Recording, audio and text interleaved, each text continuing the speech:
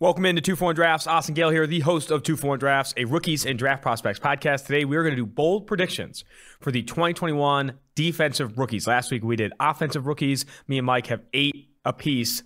Bold predictions for the 2021 defensive rookies. We also, at the back end of the podcast, have an interview with the electric Georgia Tech head coach, Geoff Collins. Let's get it.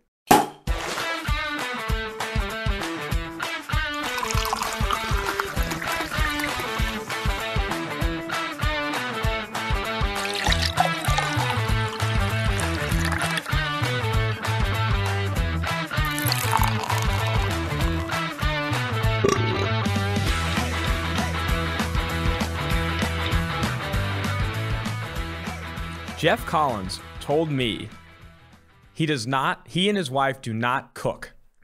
They eat out every meal a day. Uber Eats. Holy shit. And he said it with a straight face, and I was like stunned. It's on the interview at the back end of the podcast. And can you imagine eating out that many times? Because we got on the food conversation at Atlanta, because Georgia Tech is doing so much with, for the 404. We're in Atlanta. This is where you want to be, in addition to being obviously at Georgia Tech. And I was like, okay, talk to me about the food scene. And he's like, well, Uber Eats has a lot of recommendations. He's like, I eat there lunch and dinner every single day. How insane is that? I don't get how you continue to progress. That is absurd. I cook every meal, virtually every. Like, I will Uber Eats. I can't tell you the last time Uber Eats anything, and I don't really go out to eat that much. So that's very foreign to me, because I think that's foreign to a lot of people. Yeah, that's wild. They're just flushing money down the drain. Dude, he's sipping out of a Waffle House soda cup too. The guy was the stuff. He's like, when you come out here, we're gonna meet you at the Waffle House. And it's like, oh man, I freaking love it. He also was a big Skyline Chili guy. He talks about Skyline Chili. He's like, man, I miss it. And that was interesting. Are there little Skyline Chili guys? I feel like if you're a Skyline Chili guy, you're probably you're committed. You're pot committed for sure. But man, Uber Eats, Georgia Tech is fueling Uber Eats. Could be an official sponsor. Like, he was repping Uber Eats like he was paid to do so. Uber Eats isn't even like the best. DoorDash, I feel like, it's the best. Well, but Uber Eats has started to dip into exclusivity with restaurants. And I think they're trying out new things where, like, hey, on Uber Eats, you can only get, the only place you can get this restaurant is Uber Eats, which I think is a smart way for those chains to try and separate themselves. But let's not get into the business acumen of Uber Eats. Let's get into some bold prediction for 2021 defensive rookies. Mike, the offensive rookies one, I got a little hot and heated on the Trevor Lawrence versus Zach Wilson, who has the better supporting cast. I tweeted it out. You were not happy about it. I was talking about it with our producer, Max, before we started recording. Would you rather have Corey Davis or Marvin Jones? Corey Davis. Okay. Would you rather have Denzel Mims or Marvin Jones? Okay. Denzel Mims. And would you rather have Elijah Moore or Laviska Shenault Jr.? Now, that one's tough. Probably Elijah Moore. And this is the conversation. Like you can say DJ Chark is better than all 3 of the Jets receivers. That's fine. Or all 4 if you include Jamison Crowder. And they have Keenan Cole. You can say that. But there's just no way you could say the receiving core as a whole, the Jets is not better than the Jacksonville Jaguars. Like, is Tim Tebow entering the conversation? And some people are bringing up running backs. I don't care about running backs. I'm talking about who they're throwing the ball to consistently. And then you talk about the offensive line. I think the Jets are Morgan Moses away. Who is interested? Who's visited the Jets from being there? I think they're from having a better offensive line. I do think Jags is going to be a better offensive line this year. I do. Okay, gotcha. Well, we'll see how it goes. Let's get into some bold predictions for the defensive rookies here. You start. I was going to say, if you listen to the last podcast, you got a little preview. Oh, that's right. To begin with. This one, she comes no surprise. It is Andre Cisco, the 3rd rounder, Jacksonville Jaguars, safety out of Syracuse, leads all rookies in interceptions. Hell yeah. Now, obviously, he's no shoo-in to start right out the gate as a 3rd rounder. And having signed, Rashawn Jenkins this offseason, Jacksonville. He's obviously coming off an ACL. Mm-hmm. But this is who Cisco is. And, mind you, he's playing in a division with Carson Wentz. And if you also listen to last week's pod, Davis Mills within the first 6 weeks. So I do think that he will be picking off one of them at least once. And then you got 3 others to deal with. But leads all rookies in interceptions, at least 4. I like That's where I'm going with that. He's going to give up some big plays, though. I mean, I'm not going to say he's not. I'm just saying he's going to lead all rookies in interceptions. He was, Andre Sisco's tape is absolutely absurd. I think going back and watching it, like there's so many times where you are stoked. You are stoked that Andre Sisco's on the football field. And there's other times like, man, I don't know about that decision. And I think that, I mean, a lot of the Syracuse secondary was like that. You saw a lot of up and down, a lot of roller coaster play from Andre Sisco. All right, I have here Patrick Surtain will finish as, and this is not all that bold, but I do think predicting cornerback grades is tough because they are so volatile. And looking at, J.C. Horn was the top corner off the board. There's other cornerbacks a lot of people like. Caleb Farley to Tennessee. I think Patrick Surtain will be the highest graded outside cornerback among rookies. I think he's going to be put in a very good position to succeed in that Denver defense, and I think he's not going to give up a ton of big plays. And when you look at rookie cornerbacks and their grades, it's heavily reflected, like PFF coverage grades. If you give up explosive plays, if you give up big plays, you're going to get torched in PFF's grading system. And I just don't see in that system him doing that. J.C. Horn, going to play a lot more press. You have to imagine in that Carolina defense, he's going to be put in a position where he is, as a rookie, could be grading lower than Patrick Surtain. So I do think Surtain is the highest graded outside cornerback among rookies. I am very curious. So I'm going to hit mine here also in a second. But I first want to say I'm very curious to see how this Broncos secondary shakes out, because they paid Ronald Darby $10 million a year. They paid Kyle Fuller, I believe, also $10 million a year. Those are outside cornerbacks. They have Bryce Callahan, who's obviously one of the better slot cornerbacks, more versatile cornerbacks in the NFL. Or excuse me, 9.5 for Kyle Fuller. Do you think one of those guys who's making that amount of money, they're going to be happy just sitting on the bench for Patrick Surtain right out the gate? It's tough. Because it's like those guys, they have an embarrassment of riches at corner. When you're on Kyle Fuller on a 1-year deal, Darby on a 3-year deal, you're taking money from them right away if you don't start them. Like Kyle Fuller, if you don't start him on the outside after he just signed for this money, he's going to be pissed because he's not going to get another contract next year. So he's going to say, release me, trade me, whatever right now. So I'm not sure. They just have a bit of a logjam on their hands. Patrick Surtain, even if he is better, maybe looking better than those other two, he might be just the odd man out because you don't want to lose. No, I don't think that's something I factored into this bold prediction. I kind of assumed he'd see the football field and he would start over those veterans. But when you do factor in the cap, the cap aspect of it and the veteran presence of it, I do think he definitely rotates in. Do you think he'll play him in the slot maybe and try and get him some experience there before anything? Well, Callahan's your slot. Like Callahan's fantastic there. So I'm just curious. Yeah, I have no insight. I'm just saying I'm curious to see how it shakes out. Maybe the Patrick Surtain pick was an investment in the future. I mean, it is. Like that's you don't let that dictate who you're going to take if a guy's top on your board, for sure. But you just don't have to necessarily start a guy right away. You got 4 more years of Surtain after this year, so not a big deal there. My pick for highest graded rookie, outside rookie, and you know who I'm going here, Asante Samuel Jr., because... Highest graded outside corner? Yes. He's going to play on the outside? I mean, Chris Harris, your nickel back there. It's true. He signed specifically with the Chargers because he didn't want to play, or not didn't want to play outside, but he wanted to be the slot when the slot was an option. And I think I said this on a previous podcast. Brent Staley, 3 DBs every single play for the most part. I think it was over 80% of their plays. Troy Hill was their nickelback last year for LA. Played damn near 1,000 snaps during the regular season. So he'll be playing Asante Samuel now, maybe in complete base defense. He comes off the field for Chris Harris and Michael Davis, but he will be your starter at outside. Man, I think Asante Samuel Jr. starting at outside cornerback as a rookie, that will be an interesting development. If he does grade well and he is the highest graded outside cornerback, that's going to be honestly really, really impressive. I don't know if he gets there, man. That's going to be tough. I think Brandon Staley, obviously in that defense, we've talked about so much about he's the steal and a perfect fit for that scheme. But playing on the outside right out of the gate in the NFL with his size, that's going to be a tall order, man. And if he does achieve that, it's going to speak volumes to who he is as a player. Absolutely. All right, I'm going to linebacker here. Jamin Davis.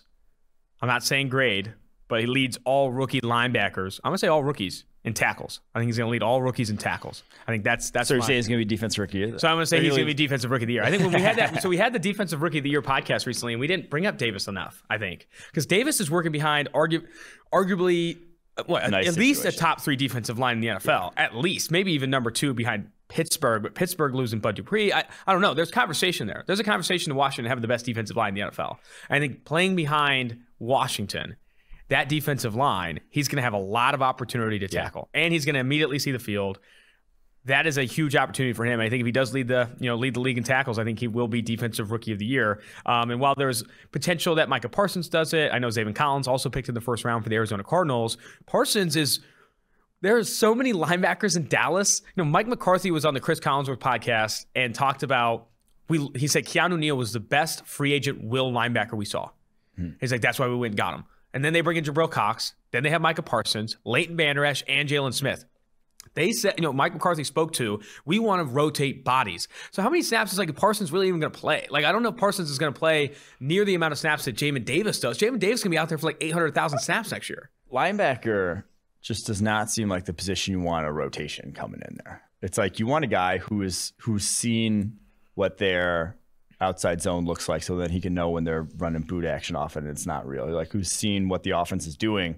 It's almost like a hitter in baseball getting to the third and fourth quarter, or excuse me, Jesus, I just mixed that one. Getting to the seventh, eighth, and ninth, getting third time through the rotation or third time through the batting order. Now he knows what this pitcher's got.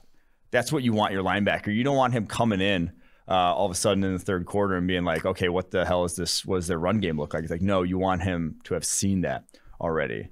So I will believe that one when I see that they actually have a rotation at linebacker and not just like a starting duo / trio that sticks. So you're up. I'm going to flip that. My linebacker pick. And another one, you're going to know it. If you guys follow the draft coverage, this is my guy. Nick Bolton is going to be the D Rookie of the Year. Wow. And he will lead rookies in tackles.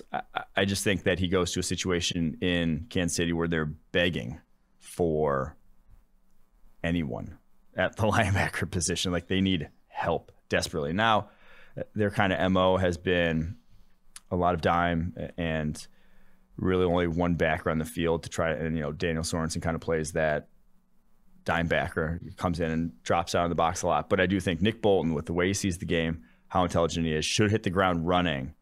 And yeah, he might not have the best, defensive line in front of him like Jamin might, but I think that Nick Bolton's far more NFL ready. So there's my pick. I have a Nick Bolton bold prediction as well, and maybe it's not as bold as yours.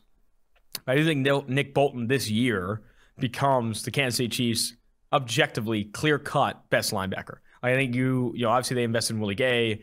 They've had, they've mulled around with other linebackers in the past. I do think that Nick Bolton immediately becomes like, oh, wow, this is the Chiefs' best linebacker. And he is going to get the green dot. And he is going to be, leading that defense at the second level. And honestly, a lot of people talk about bringing in, I think for the Kansas City Chiefs draft strategy, I think a lot of it was bringing in players that could play right now and contribute right now. There's a lot of guys that are going to immediately come in, fill holes, and play right now, whether they have the higher ceilings or bigger projects or whatever. I think Nick Bolton will meet that bill. I do think that Nick Bolton comes in, like I said, clear-cut best linebacker in KC. Though I am a big Willie Gay fan, I think there's an opportunity for them to play together.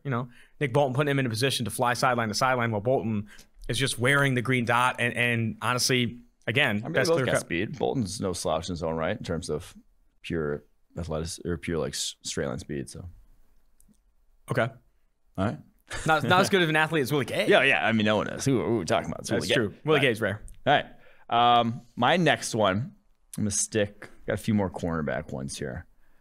Caleb Farley leads all rookie cornerbacks in pass breakups for the Tennessee tight ones. Tight ones? Did you say Tennessee tight ones? My bad. Say that.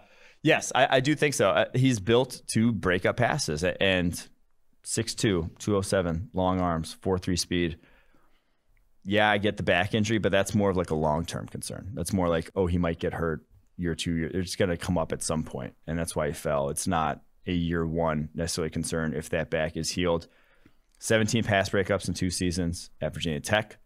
And that's with him not really even getting challenged that much. That's on 104 targets in his career. And so if he gets challenged more down the football field, I think with his makeup speed, the way he covers ground, he will be a pass breakup. You can consistently rely on him breaking up a lot of passes in the NFL. And that's why he gets drafted. And that's why he wasn't on one corner until the back injuries popped up for PFF. So you're saying he's going to lead all rookies in combined passes, defense, and interceptions? Those pass breakups. Just pass breakups? Okay.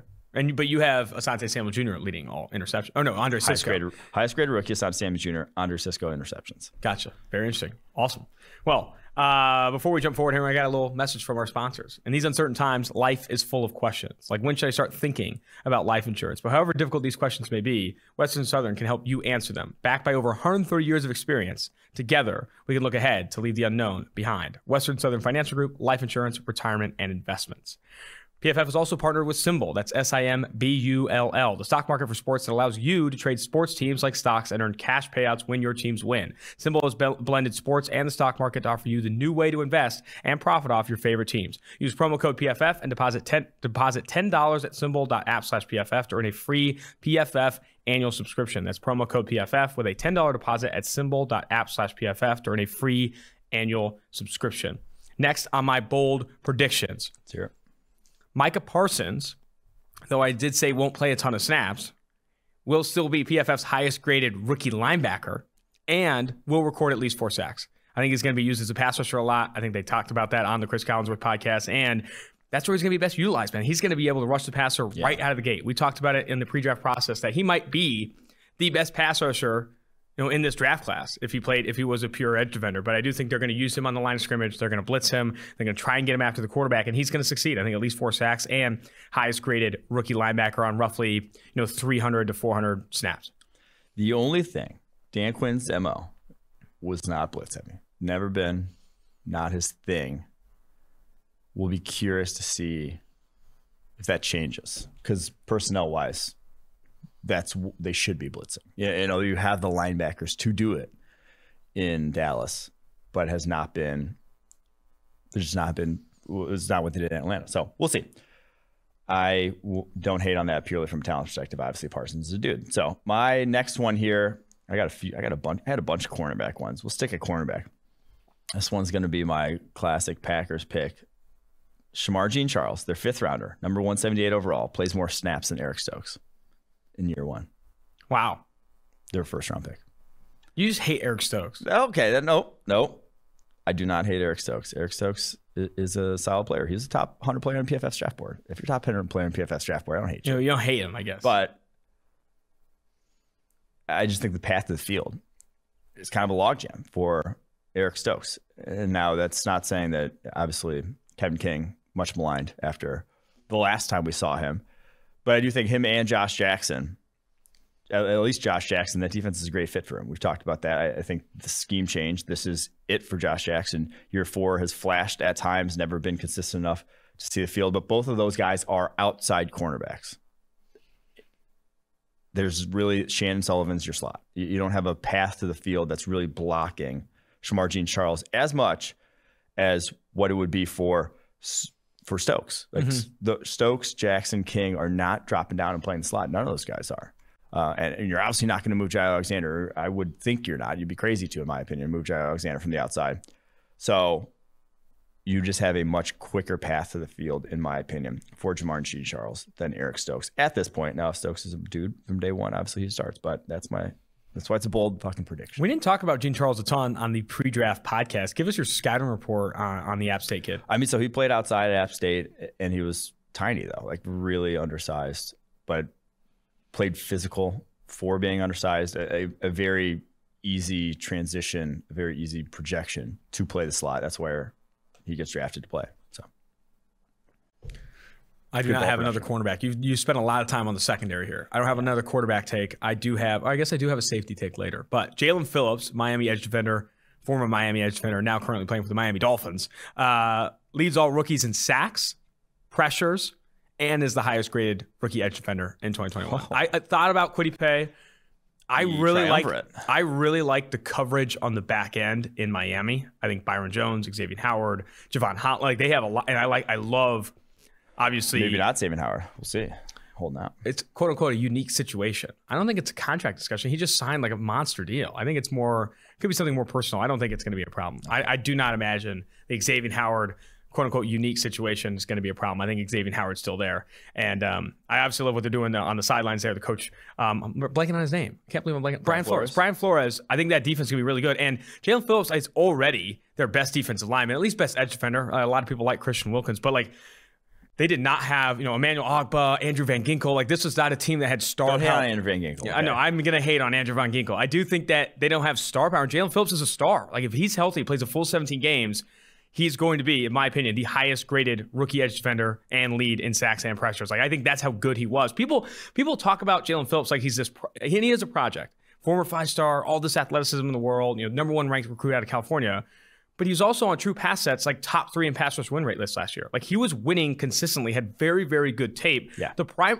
There are less concerns for me about his polish than there are his injury history. Like, his polish, can he get better? Absolutely. Like, he still can get more polish. But I do think that Jalen Phillips is ready to contribute right now, if healthy. And he's healthy right now. So I like Jalen Phillips a ton. I think he's going to be ahead of Kwity Paye, ahead of Odafe Owe, these other guys, and actually be sacks, pressures, and highest graded among the edge. See, I would not go that far in who I picked for my rookie sack leader, but I didn't say highest grade, whatever. I don't need to. Don't say whatever like that. Don't you turn down my bold prediction like that. You went for the full triumvirate. I'm just going rookie sack leader. It's going to be Azeez Ojulari. Ooh, Giants edge defender. I think he's went to a perfect situation for him and how they scheme their defense. Obviously, going to have a ton of opportunity. They lost Kyler Fackrell. He's just going to take over Kyler Fackrell's role, I would imagine. And with kind of the beef they have in the interior, he's going to be a weapon on stunts. A very Aldon Smith-esque sack. I don't want to say sack total, but like a situation where when you have those guys in the interior that can just hold those offensive linemen up for you, the Justin Smiths of the world, it makes your life a lot easier as an edge rusher. And I do think that that's kind of what we're going to see from Ojulari off the rip here. So Azeez Ojulari, your rookie sack leader, fell to where he did, obviously kind of like Phillips, where it wasn't, he's more talented than that. He just had the injury that caused him to fall into the mid-second. Where would you rank this Giants secondary? Obviously, Adoree Jackson, James Bradbury on the outside. They have a combination of Darnay Holmes and Aaron Robinson to play the slot. Logan Ryan, Jabril Peppers at safety, along with Xavier McKinney and Julian Love. Like, top depth, 5. Like top 5? Top 5. I mean, the hilarious thing is, Dave Gettleman, not an analytics believer, literally did what we said to do in the secondary, which is make your weakest link as strong as possible. Yeah. He's throwing the kitchen sink at that secondary. Yeah, the Adoree Jackson pickup was awesome. And already having Darnay Holmes, I know it was just a 4th-round pick, but then to go get Aaron Robinson, another really good slot cornerback there in the 3rd. You have a slot cornerback who's fine, and you draft another one. Like that, and with a somewhat valuable pick in the top of the 3rd. Like, that's what we say to do. That's what kind of won the Bucks. I'm kind of excited about this Giants defense. Dexter Lawrence, Leonard Williams, Azeez Ojulari. I picked them to win the division on draft night, didn't I? Oh, wow. I think I stand by that. Hell yeah. All right. Bold prediction season. You love to see it. All right. Moving to Christian Barmore. I have him ranking inside the top 15 at his position among defensive tackles and total pressures. I think he comes in and ranks top 15 in total pressures. Hey, now that's bold. I like Barmore to come in hot. I think Barmore works with Belichick. The biggest concern with Barmore coming out of Alabama was not talent. It was playing up and down. There's times where he flashed and there's times where he's out of it. I think Belichick gets him flashing all day long. I think he starts really early in that defense and gets significant reps, at least on passing downs, and cleans up, man. I think he cleans up. I think that secondary is another really good one in the NFL. When you're talking about guys getting pressures, guys getting sacks, you want to have hold up on the back end. You want that extra second to rush the passer, and I think Barmore gets it. Yeah, they have a very jaggy interior. Jaggy? Jaggy. Just a guy. Lawrence Guy, Devon Gottschall, Henry Anderson. He's literally just a guy. Zetrick Wise, that was atrocious. I do think Barmore can get onto the field fairly easily. Now, rookie edge defender, though, top 15. That was 43 pressures to get to top 15 last year. Among DTs? Yeah, that was top 15. To be finished top 15 in defense tackle, you had to have 43 pressures. That's a tall order. Tall order. I didn't realize DTs are racking up 40-plus pressures. Yeah. Damn. So I do not. Derek Brown got to 34. So I could see him beating out Derek Brown. I could see him getting 40-plus. I'm going to say 40-plus now. I should have looked at what top 15 took last year, but I think 40-plus. I'm going to say that. I'm going to pivot my bold prediction to 40-plus. I think he gets 40-plus. 41 and finishes 16th, you still get it. Yeah. Fair. Okay. My next bold prediction, oh my God, my last two came in real tame. They're regrettable in retrospect, but I think there's Like if you So my last two are kind of tame. If you think about them, they're bold. I think Josh Kando starts for the Chiefs. 4th round pick starting at defensive end, not often happening. I think it does. Josh Kando starts for the Chiefs. Over who? Okay, so they don't. That's the thing. They don't have a lot there. They have Taco Charlton and Mike Dana in front of them. But obviously opposite of Frank Clark. Opposite of Frank Clark. He's not going to start with Frank Clark. But that's Josh Kando's starter. What's your opinion of that Chiefs defensive line? Frank Clark, Derek Nottie, Chris Jones, with a little Tershawn Wharton mixed in, Jerron Reed. Good enough. I mean, Jones and himself. Yeah, Jones by himself kind of elevates that one. It's like they can stop the run at least. They could stop the run at least, which is, I mean, how good is that? All right, let's, I got Trayvon Moehrig is the highest graded Raiders defender. Oh. Okay. And leader in combined pass breakups and INTs. I think Trayvon Moehrig comes in, is immediately the highest graded defender, and he leads, obviously, the team in PBUs and INTs. I do think that, I mean, it's not a tall order. It's not a tall order. There's not a lot of talent along that defense. But I do think Cleveland. I think Gus Bradley's going to put him in a position to succeed. And I think he's going to be in a really, really good spot, playing that deep safety role, letting Jonathan Abrams come up. And ideally, this defense ranks or performs a lot better. I think Mina Kimes said on Around the Horn that since 2018. What's Around the Horn still?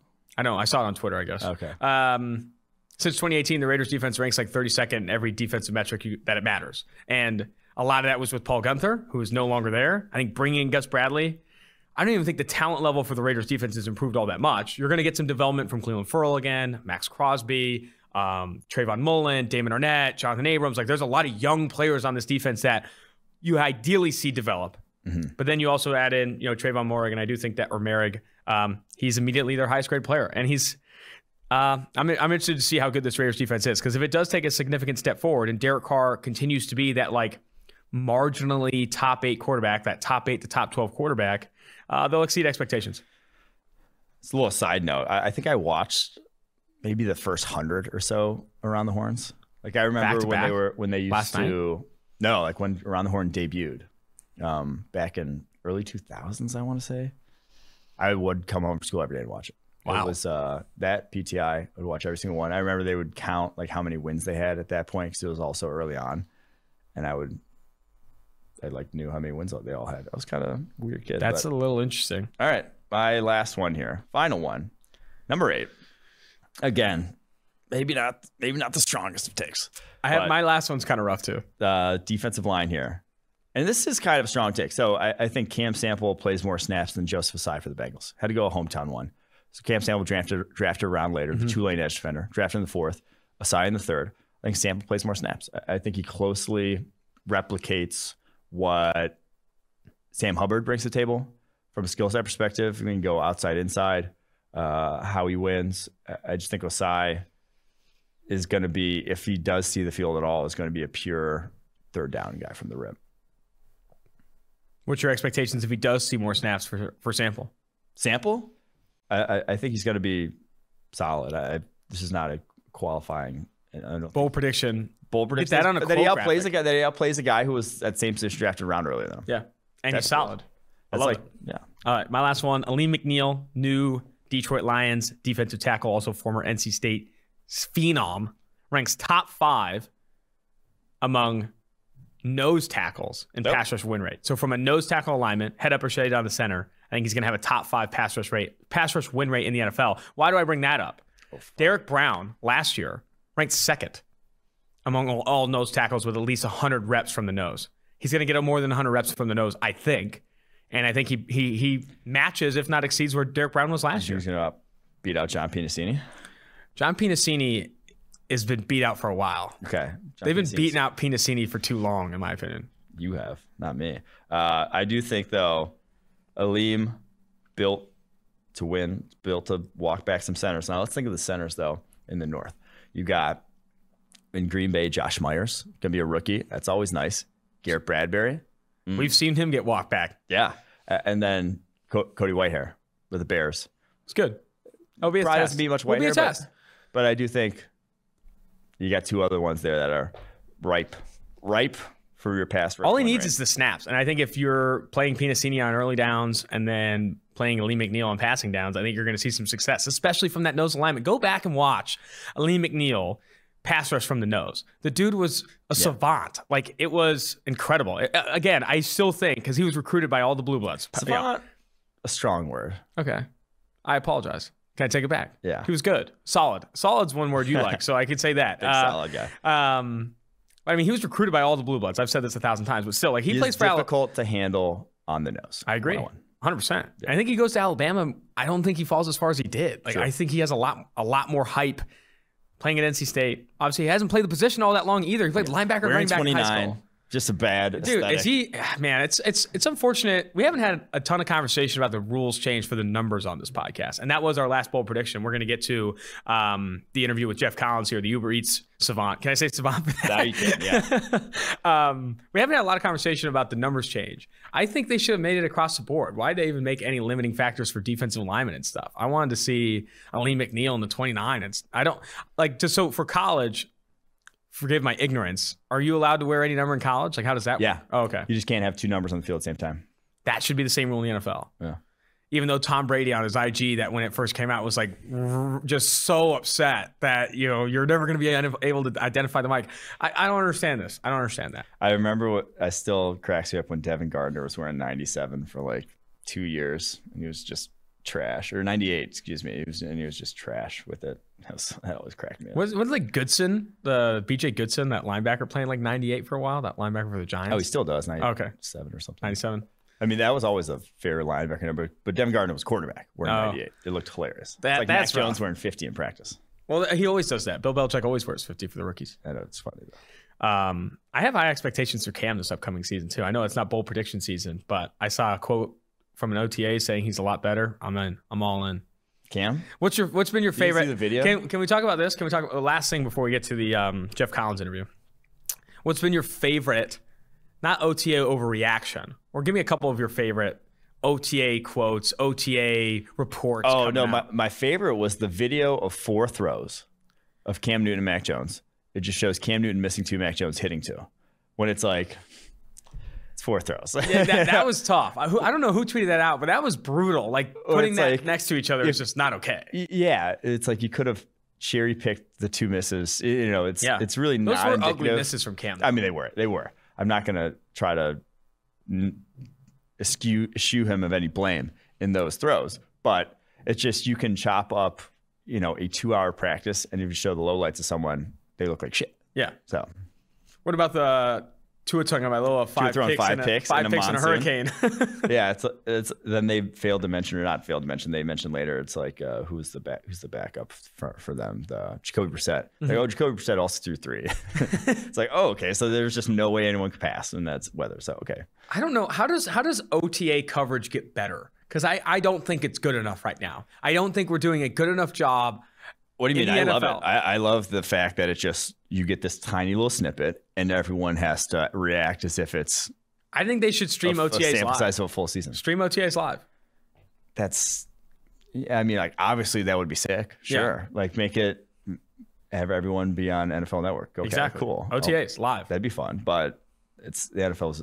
I'll not say never do that. They might end up doing that. I do think they're moving more towards transparency with the more that these clips of stuff on social, whatever, go viral, and the more like coaching and those sort of points are all out there. I do think that's kind of going to be the end game. Is that the more access? I mean, every press conference is streamed live. Yeah. You know, every press conference is streamed live from their team Twitter accounts. Like, I think you could get to a point where some of the practices, like let's start with streaming some of the practices live and see what the audience is for those and that type of stuff. I think that could be, and it doesn't even have to be all parts of the OTAs. Like, it could be a certain part of your OTAs that you're willing to stream live because you don't obviously want to, you know, unveil the secrets and let Bill Belichick get the cams in. I mean, he already does. Let's be honest. The cams are in. The cams are in. All right, enough chit chat here. You're done. You're off the team. We're going to the interview with Georgia Tech head coach, Uber Eats supporter, Waffle House supporter, Jeff Collins.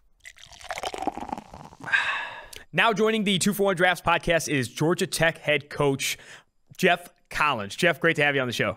Yeah, thanks for having me on.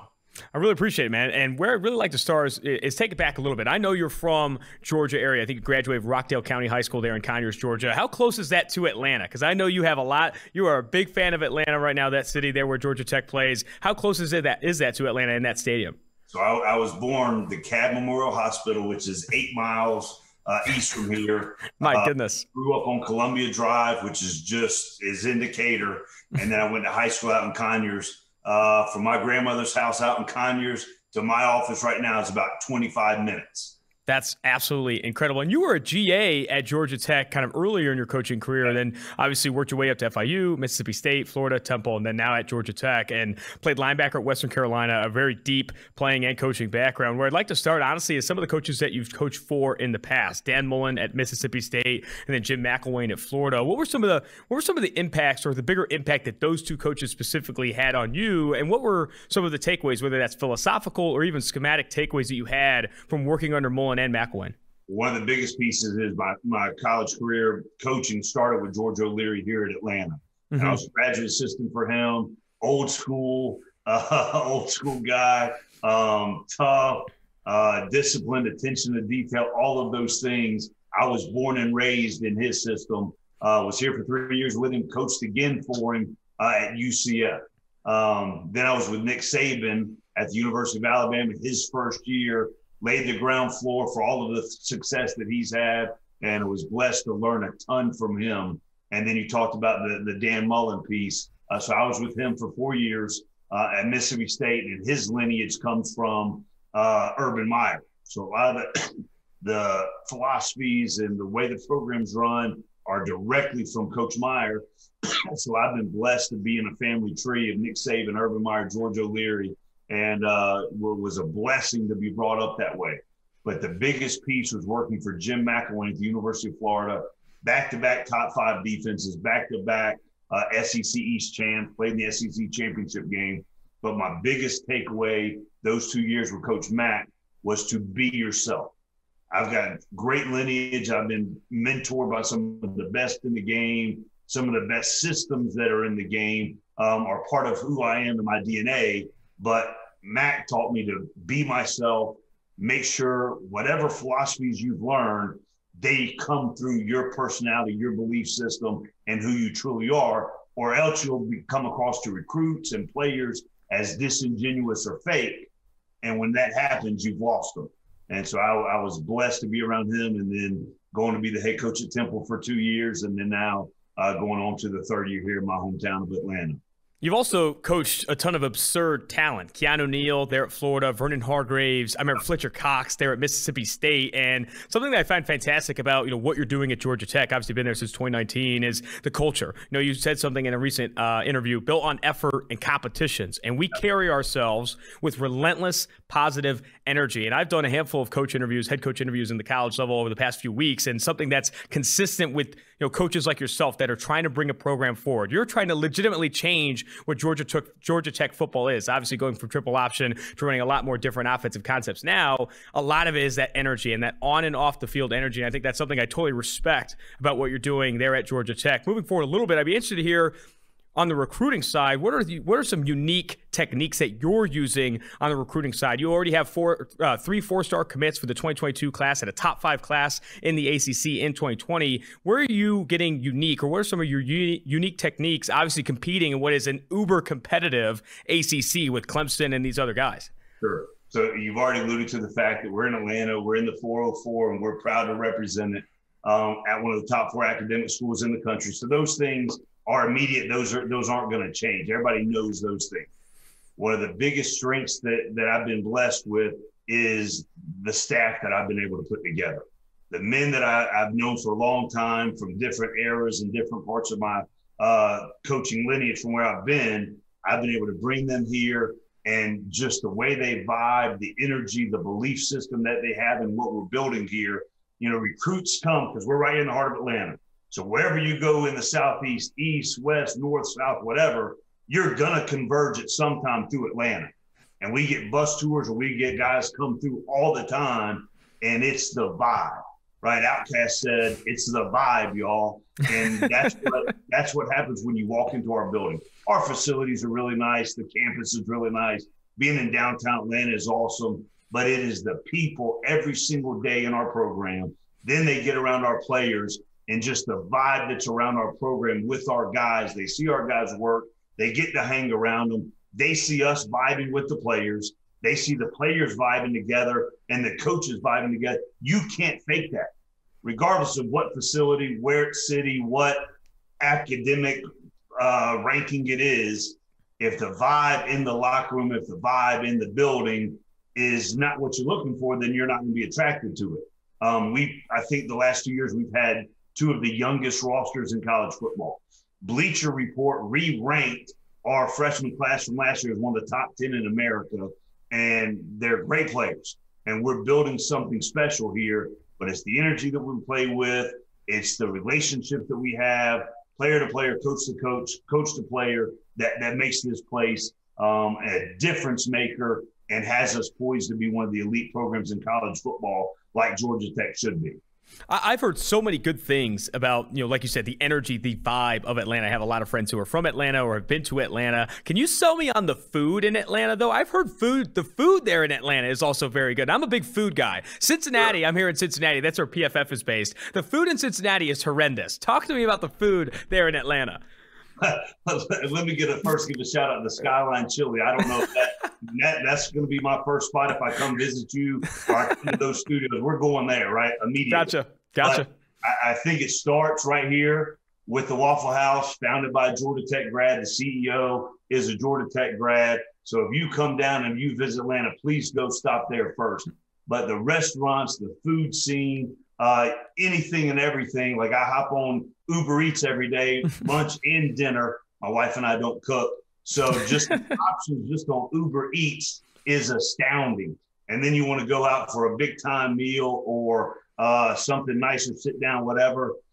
It's got all of it. So come on down, man. I'm coming. I'm on my way. You had me at Waffle House. I'm a big Waffle House guy, especially, where depending on what you get there. The peanut butter waffles, I'm all about it. Let's get back to football here, getting away from the food. I want to talk more about, the pivot away from the triple option there. I got some stats here. 2 years before you went to, got there at Georgia Tech, they were literally they took 0% snaps out of 11 personnel and 0.3% snaps out of the gun. Those figures now, since you've taken over, are 88% of the snaps out of the gun and 70% 11 personnel. A complete philosophical change, in addition to the obviously increased pass rate. I think you guys passed, roughly 51% of the time this past season. I think that has to be one of the crazier things to have come into Georgia Tech and made those changes. What have been some of the pain points, and how are you going to continue to take this offense forward and move this philosophical change forward? Well, I think, first of all, much respect to Coach Johnson and his staff and what they've done. Think the world of him and what they've been able to do throughout his career. So that's first and foremost. But just talk about our offense when we were at Temple.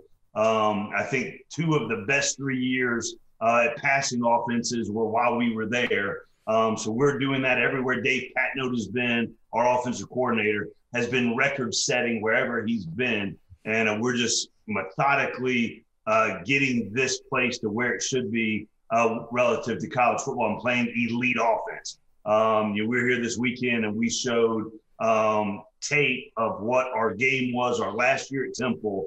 Thursday night, ESPN, Temple versus UCF. I think we had 690 yards of offense. So that's the capabilities that we're building to. We made a philosophical choice. When we got here, we were not going to take shortcuts. We were going to build this thing the right way. You alluded to the fact that there weren't any tight ends on the roster when we got here. So we wanted to build it the right way and incrementally put talent at that position and utilize that talent as well. And we've done that. Our offensive line, we've gotten to where we're 6'7" at left tackle. We're 6'6", 341 at right tackle. True freshman started for us last year. We're big in the interior. So we're just a longer, bigger football team and just excited about the direction that we're going. And our strength coach, even though we're bringing in tremendous talent and skill and length across the board, our head strength coach, Lou Caralla, does an absolutely amazing job with the development of our guys, the before pictures, the after pictures, culturally how they're aligned with us. We're building something special, man. Absolutely. I mean, it's been an absolute injection of talent over the past few years. Like I said, a top 5 recruiting class in 2020, already 3 4-star commits for 2022. A lot of exciting stuff at Georgia Tech football. And I'm glad you brought up the strength and conditioning coach. He's a guy who had some motivational techniques as well, man. He's clearing waves. He had me ready to run through a freaking brick wall with the wind speech he had the other day. You got some really impressive people there at Georgia Tech. And you're like this. I've been running around calling him Million Views Lou. Whenever recruits come in, I'm like, hey, you're going to meet with Million Views Lou. Enjoy it. It is an experience. And he is like that all day, every day. National Strength Coach of the Year 3 years ago. He and I worked together at Mississippi State and just think the absolute world of him. He does a tremendous job with our guys. Million Views Lou. That is sensational. So I spoke a little bit to the injection of talent. I know you've had a lot of transfers specifically this past offseason. Kyrick McGowan, Devin Cochran, 2 transfers on the offensive side of the ball. What are your expectations for those 2 names and also some of the other transfers that you've had specifically on the offensive side of the ball? And then we'll get to Allende Ile. I think I'm pronouncing that name right, but another grad transfer, former 4-star. He is a monster. We'll get to him after that. But on the offensive side of the ball, who are some of those big names that you did have transfer over? Yes, and again, I alluded to the fact that we wanted to build this thing the right way. The first 2 years, we wanted to build it all with high school talent as much as possible. And we did that this past in January. I think we had 13 new guys arrive on campus at the midyear, which was huge. 4 offensive linemen got here in January, all of them 6'5" plus. And just the injection of talent, knowing the key spots that we really could elevate. I think there's only 3 that were 1-year guys. The rest of the transfers had multiple years. And the cool thing is now that they see the vibe, they see the culture on social media, they talk to the players on the team, what this place is really about, what this coaching staff really is like, what the locker room is like. We've become a destination place. And I think in this day and age of social media, having a place like Atlanta that embraces that it's such an elite academic institution, and they see how hard we work, how well they're developed, and that we actually enjoy being around each other, playing the game, and have a mindset to compete at everything. It makes us a very attractive landing spot for high school guys and other guys that, want to return back home after maybe going to another place and seeing what we're building here. Is pretty cool. So talk to me about expectations you have for Allende Ile. I know it's a guy you're super excited about on the defensive side of the ball. I think he's projected to start there at linebacker. I'm interested to know your expectations for him and just how exciting he's been this offseason already. Well, regardless of being just an absolute great player and tremendous athlete, you look at him, he and I were just hanging out down in the locker room about an hour ago. 6'4", 241, can run, can hit, can make plays, but it's who he is as a human being. He got here in January, 4 months until we played our spring game. We had the team vote on the captains for the spring game, and Ace was one of the 4. So we had Ace, we had Wanye Thomas, our All-American safety, Ryan Johnson, offensive lineman, who was a captain last year as well, and Jeff Sims, true freshman quarterback that started every game for us. Those were the 4 captains for the spring game. So just the level of respect that Ace has gained, how he works every single day. He's uber talented, but how he affects the locker room, affects his teammates, does it the right way, works his butt off. Just so proud that he's a part of this program and decided, to come from the Big Ten to join us here in Atlanta.